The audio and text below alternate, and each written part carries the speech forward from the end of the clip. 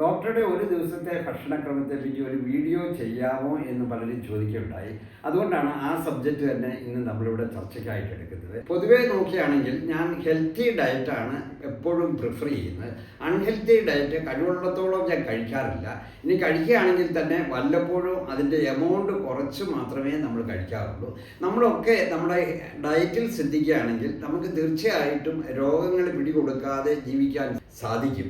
ഈ രോഗങ്ങൾ വരുന്നതിൻ്റെ പ്രധാനപ്പെട്ട കാരണം നമ്മുടെ ആഹാര രീതിയിൽ അടുത്ത കാലത്തുണ്ടായ മാറ്റങ്ങളാണ്. അതായത് നമ്മൾ കൂടുതലും ആൾക്കാരും കഴിക്കുന്നത് അൺഹെൽത്തി ഡയറ്റാണ്. അപ്പോൾ ഹെൽത്തി ഡയറ്റ് ഏത്, അൺഹെൽത്തി ഡയറ്റ് ഏത് എന്ന് നമ്മൾ തിരിച്ചറിഞ്ഞ് ഹെൽത്തി ഡയറ്റ് നമ്മൾ കൂടുതലായിട്ട് ഉൾക്കൊള്ളിക്കുകയാണെങ്കിൽ നമുക്ക് രോഗങ്ങൾക്ക് പിടികൊടുക്കാതെ ജീവിക്കാം. അപ്പോൾ ഹെൽത്തി ഡയറ്റിന് ഞാൻ പ്രധാനമായിട്ടും സെലക്ട് ചെയ്യുന്നത് കൂടുതലും വെജിറ്റബിൾസ് ആണ്. മത്സ്യം മാത്രമേ വല്ലപ്പോഴും നോൺ വെജ് ആയിട്ട് ഉപയോഗിക്കാറുള്ളൂ. നമ്മൾ ബീഫ്, മട്ടന്, പോർക്ക് അങ്ങനെ സാധാരണ രീതിയിൽ ഉപയോഗിക്കാറില്ല. വല്ലപ്പോഴും വല്ല ഫംഗ്ഷന് പോകുമ്പോൾ മാത്രമേ വല്ലപ്പോഴും അല്പം മട്ടൺ കഴിക്കാറുള്ളൂ. മത്സ്യങ്ങൾ ഉപയോഗിക്കുമെങ്കിലും അതൊരിക്കലും ഫ്രൈ ചെയ്ത് കഴിക്കുകയില്ല. ചെറിയ മത്സ്യങ്ങളാണ് സാധാരണഗതിയിൽ ഉപയോഗിക്കാറുള്ളത്. അതായത് മത്തി, അയല, ചൂര, നത്തോലി തുടങ്ങിയ മത്സ്യങ്ങളാണ് കൂടുതലായിട്ടും ഉപയോഗിക്കുന്നത്. നമ്മൾ കൂടുതലും അൺഹെൽത്തി ഡയറ്റ് കഴിക്കുന്നത് നമ്മൾ പുറത്തു പോയി ആഹാരം കഴിക്കുമ്പോഴാണ്. പ്രത്യേകിച്ച് നമ്മളൊരു ഫംഗ്ഷന് പോകുമ്പോഴാണ്. മാരേജ് പോലെയുള്ള ഫംഗ്ഷന് പുറത്ത് പോകുമ്പോൾ നമ്മൾ അമിതമായിട്ട് ആഹാരം കഴിക്കും. അവിടെ ഞാൻ പ്രത്യേകം ശ്രദ്ധിക്കാറുണ്ട്. ഭക്ഷണം അമിതമാകാതിരിക്കുവാൻ പ്രത്യേകം ശ്രദ്ധിക്കും. അതുപോലെ തന്നെ അതിനകത്തും നമ്മൾ ഹെൽത്തി ആയിട്ടുള്ള ഓൾട്ടർനേറ്റീവ് ആയിട്ടുള്ള ഐറ്റംസ് ഉണ്ടെങ്കിൽ അതാണ് സെലക്ട് ചെയ്യാറുള്ളത്. ഏറ്റവും അവസാനം നമ്മൾ ഐസ്ക്രീം അല്ലെ ഡെസേർട്ട് കഴിക്കുന്നതാണ് ഏറ്റവും പ്രധാനമായിട്ടും നമ്മളെ കമ്പൽ ചെയ്യുന്ന ഒരു പ്രധാനപ്പെട്ട പ്രശ്നം. അപ്പോൾ അവിടെ ഞാൻ മനസ്സിലൊരു തീരുമാനം എടുത്തിട്ടുണ്ട്. ഞാൻ ഐസ്ക്രീം അല്ലെ ഡെസേർട്ടിനോട് നോ എന്നുള്ള ഒരു തീരുമാനം ഞാൻ മനസ്സിലെടുത്തിട്ടുണ്ട്. അതുകൊണ്ട് അത് ഒരിക്കലും ഞാൻ അങ്ങനെ ഉപയോഗിക്കാറില്ല. പിന്നെ coming back to our house, വീട്ടിൽ പ്രിപ്പയർ ചെയ്യുന്ന ആഹാരമാണ് കൂടുതൽ സമയവും നമ്മൾ ഉപയോഗിക്കാറുള്ളത്. വല്ലപ്പോഴും മാത്രമേ പുറത്തു പോയി ആഹാരം കഴിക്കാറുള്ളൂ.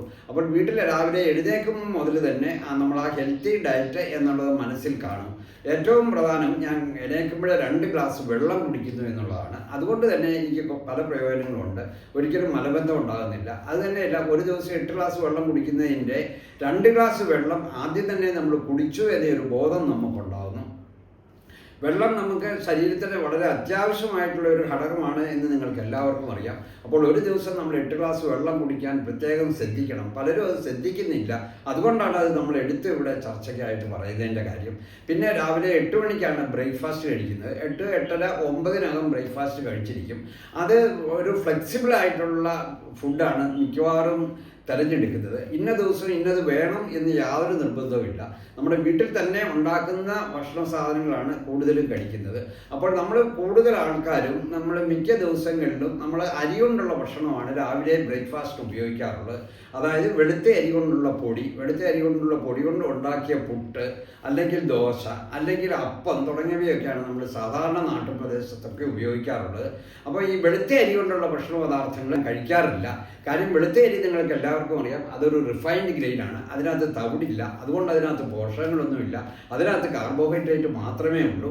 അതുകൊണ്ട് വെളുത്ത അരി കൊണ്ടുള്ള ഭക്ഷണ പദാർത്ഥങ്ങൾക്ക് പകരം റാഗിയാണ് സാധാരണഗതിയിൽ ഉപയോഗിക്കുന്നത്. 5 അല്ലെ 10 കിലോ റാഗി സ്റ്റോറിൽ നിന്ന് മേടിക്കും. അത് പേറ്റി പൊടിപ്പിച്ച് കൊണ്ടുവന്നിട്ട് റാഗിപ്പൊടിയാണ് പല ഭക്ഷണ സാധനങ്ങളും ഉണ്ടാക്കാൻ വേണ്ടി നമ്മൾ വീട്ടിൽ ഉപയോഗിക്കുന്നത്. ഈ റാഗിപ്പൊടി കൊണ്ട് നമുക്ക് പുട്ടുണ്ടാക്കാം, അപ്പം ഉണ്ടാക്കാം, റാഗിപ്പൊടിയും ഉഴുതും കൂടെ ചേർത്ത് നമുക്ക് ഇഡ്ഡലി ഉണ്ടാക്കാം. ഇങ്ങനെയുള്ള ഏതെങ്കിലും ഭക്ഷണ പദാർത്ഥം ഉണ്ടാക്കി ആഴ്ചയിൽ 3 or 4 ദിവസം ഈ റാഗിപ്പൊടി കൊണ്ടുള്ള ഭക്ഷണ സാധനങ്ങളാണ് രാവിലെ ബ്രേക്ക്ഫാസ്റ്റ് ഉപയോഗിക്കുന്നത്. അപ്പോൾ അതിൻ്റെ കറിയായിട്ട് ഇഡ്ഡലി ആണെങ്കിൽ അതിൻ്റെ കൂടെ സാമ്പാർ ഉണ്ടാക്കും. ഇനി പുട്ടാണെങ്കിൽ അതിൻ്റെ കൂടെ കടലക്കറി, അല്ലെങ്കിൽ ഗ്രീൻ പീസ് കറി, അല്ലെങ്കിൽ മഷ്റൂമിൻ്റെ കറി ഇവ ഉപയോഗിക്കും. അപ്പത്തിനാണെങ്കിലും ഇതുപോലെ ഈ ഏതെങ്കിലും കറികൾ ഉപയോഗിക്കും. പിന്നെ ആഴ്ചയിൽ ഒരു ദിവസം പ്രത്യേകം ശ്രദ്ധിക്കുന്നത് മുളപ്പിച്ച ചെറുപയർ പുഴുങ്ങി രാവിലെ അതിൻ്റെ കൂടെ ഒരു അപ്പളം കൂടെ ചേർത്ത് ചെറുപയർ കഴിക്കുക. ചില ദിവസം നമ്മൾ സ്വീറ്റ് പൊട്ടറ്റോ ചിലപ്പോൾ പുഴുങ്ങി രാവിലെ കഴിക്കാറുണ്ട്. ഇങ്ങനെ പല തരത്തിലുള്ള ആഹാര പദാർത്ഥങ്ങളാണ് ഓരോ ദിവസവും ബ്രേക്ക്ഫാസ്റ്റിന് വേണ്ടി ഉപയോഗിക്കുന്നത്. ആഴ്ചയിൽ ഒരു ദിവസം 2 മുട്ടയും ഒരു ഏത്തപ്പഴം കൂടെ ചിലപ്പോൾ കഴിച്ചിരിക്കും. ഓട്സ് 1 or 2 ദിവസം ചിലപ്പോൾ ഓട്സ് ആയിരിക്കും ഉണ്ടാക്കുന്നത്. ഓട്സ് കഴിച്ച് അതിൻ്റെ കൂടെ ചിലപ്പോൾ 1 or 2 മുട്ടയുടെ പുഴുങ്ങി കഴിക്കും. അപ്പോൾ അതാണ് ബ്രേക്ക്ഫാസ്റ്റ്. പിന്നെ 11 മണിയാകുമ്പോൾ മധുരം ഇടാത്ത ഒരു ചായ കഴിക്കും. ഹോസ്പിറ്റലിൽ പോകുമ്പോൾ ഫ്ലാസ്കിനകത്ത് കൊണ്ടുപോകും. ഉച്ചയ്ക്ക് 1 മണിക്ക് വന്നു കഴിഞ്ഞാൽ ചോറ് ഉണ്ണും. കുറച്ച് ചോറേ എടുക്കാറുള്ളൂ. ആ ചോറ് നമ്മൾ എടുക്കുന്നത് പ്രധാനമായിട്ടും തവിടുള്ള കുത്തിരിയുടെ ചോറ് മാത്രമേ എടുക്കാറുള്ളൂ. അല്ലാത്ത സാധാരണ ചാക്കരി, പച്ചരി, കുത്തിരിയുടെ ചോറ് ഉപയോഗിക്കാറേ ഇല്ല. അപ്പോൾ ഈ തവിടുള്ള കുത്തിരിയുടെ ചോറ് കുറച്ചെടുത്ത് കൂടുതൽ കറികളാണ് ഉപയോഗിക്കാറുള്ളത്. അത് ചിലപ്പോൾ സാമ്പാറായിരിക്കും, പിന്നെ നമ്മൾ ബീൻസ് വളരെ പ്രധാനപ്പെട്ടതാണ്. ബീൻസ് കൊണ്ടുള്ള എന്തെങ്കിലും വിഭവങ്ങൾ കാണും, അച്ചിങ്ങാപ്പയറുള്ളത് കാണും, ചിലപ്പോൾ അതിന് മറ്റ് വെജിറ്റബിൾസ് എല്ലാം കൂടെ ചേർത്തുള്ള അവിയൽ ചിലപ്പോൾ മിക്ക ദിവസങ്ങളിലും ഉണ്ടാക്കാറുണ്ട്. പിന്നെ ഇലക്കറികൾ, മുരിങ്ങ ഇല, ചീരയില തുടങ്ങിയ ഇലക്കറികൾ കൊണ്ടുള്ള ഉണ്ടാക്കാം. മഷ്റൂം ചിലപ്പോൾ അതിൻ്റെ കൂടെ ചിലപ്പോൾ ഉപയോഗിച്ചിരിക്കും. ചെറിയ മത്സ്യങ്ങൾ ചിലപ്പോൾ കറിയായിട്ട് അതിൻ്റെ കൂടെ ഉപയോഗിക്കും. ഈ കപ്പയുടെ ഒക്കെ സീസൺ വരുമ്പോൾ ചിലപ്പോൾ ഒരു ദിവസം കപ്പപ്പുഴുക്ക് കഴിക്കും. അപ്പോൾ കപ്പ പുഴുങ്ങി അതിൻ്റെ കൂടെ മത്തിയുടെ കറിയോ അല്ലെങ്കിൽ മത്തി വറുത്തതോ ആയിരിക്കും ചിലപ്പോൾ ഉപയോഗിക്കുന്നത്. അപ്പോൾ ചോറ് എടുക്കാറില്ല. പിന്നെ 4 മണിക്ക് വരുമ്പോൾ പ്രധാനമായിട്ടും മധുരം ഇടാത്ത ഒരു ചായയും ചിലപ്പോൾ എന്തെങ്കിലും സ്നാക്സ് ആയിട്ട്, അതായത് ഹെൽത്തി സ്നാക്സ് ആയിരിക്കും കഴിക്കുന്നത്. ചിലപ്പോൾ ഒരു 10-15 ബദാം പരിപ്പ്, അല്ലെങ്കിൽ നിലക്കടല, അല്ലെങ്കിൽ വാൾനട്ട്, അല്ലെങ്കിൽ എന്തെങ്കിലും സീഡ്സ്, മത്തങ്ങ സീഡ് പോലെയുള്ളത്. ബേക്കറി ഐറ്റംസ് ഒന്നും സാധാരണഗതിയിൽ അതിനകത്ത് ഇൻക്ലൂഡ് ചെയ്യാറേ ഇല്ല. ചിലപ്പോൾ ഇതിന് പകരമായിട്ട് ഒരു പഴമായിരിക്കും 4 മണിക്ക് കഴിക്കുന്നത്. ആ പഴം കഴിക്കുമ്പോൾ വെറൈറ്റി ഓഫ് ഫ്രൂട്ട്സ് കഴിക്കാൻ പ്രത്യേകം ശ്രദ്ധിക്കും. അതായത് ഒരു ദിവസം ഒരു ഓറഞ്ച് കഴിച്ചു കഴിഞ്ഞാൽ അടുത്ത ദിവസം ചിലപ്പോൾ ആപ്പിൾ ആയിരിക്കും കഴിക്കുന്നത്, അതിൻ്റെ അടുത്ത ദിവസം മാതള നാരങ്ങയായിരിക്കാം. അപ്പോൾ ഇങ്ങനെ വെറൈറ്റി ഓഫ് ഫ്രൂട്ട്സ് എന്തെങ്കിലും 4 മണിക്ക് നമ്മൾ സ്നാക്സ് പോലെ കഴിക്കാറുണ്ട്. പിന്നെ വൈകിട്ടത്തെ ആഹാരം ഒരു 7:30-8 മണിക്ക് മുമ്പ് തീർച്ചയായിട്ടും കഴിച്ചിരിക്കും. അത് വളരെ ലൈറ്റായിട്ടേ കഴിക്കുകയുള്ളൂ. റാഗി കൊണ്ടുള്ള എന്തെങ്കിലും വിഭവങ്ങൾ, ആഴ്ചയിൽ ഒരു ദിവസം ചപ്പാത്തി ചിലപ്പോൾ കഴിക്കും.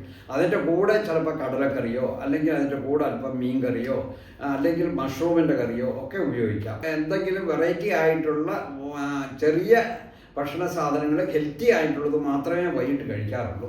അപ്പോൾ ഇങ്ങനെയാണ് ഒരു ദിവസത്തെ ഭക്ഷണക്രമം. ഏറ്റവും പ്രധാനമായിട്ടും നമ്മൾ ശ്രദ്ധിക്കേണ്ടത് ഭക്ഷണത്തിൻ്റെ അളവ് കുറയ്ക്കുക എന്നുള്ളതാണ്.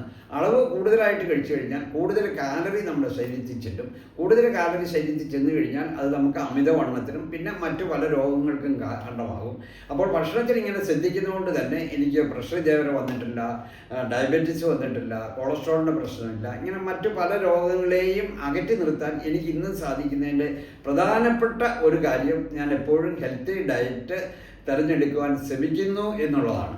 അപ്പോൾ ഈ വീഡിയോയിൽ പറഞ്ഞ കാര്യങ്ങളൊക്കെ നിങ്ങൾക്ക് എല്ലാവർക്കും പ്രയോജനപ്പെടും. ഇത് മറ്റുള്ളവർക്ക് പ്രയോജനപ്പെടാൻ വേണ്ടി ഇത് മാക്സിമം ഷെയർ ചെയ്യുക. മറ്റൊരു വീഡിയോയുമായി നമുക്ക് വീണ്ടും കാണാം.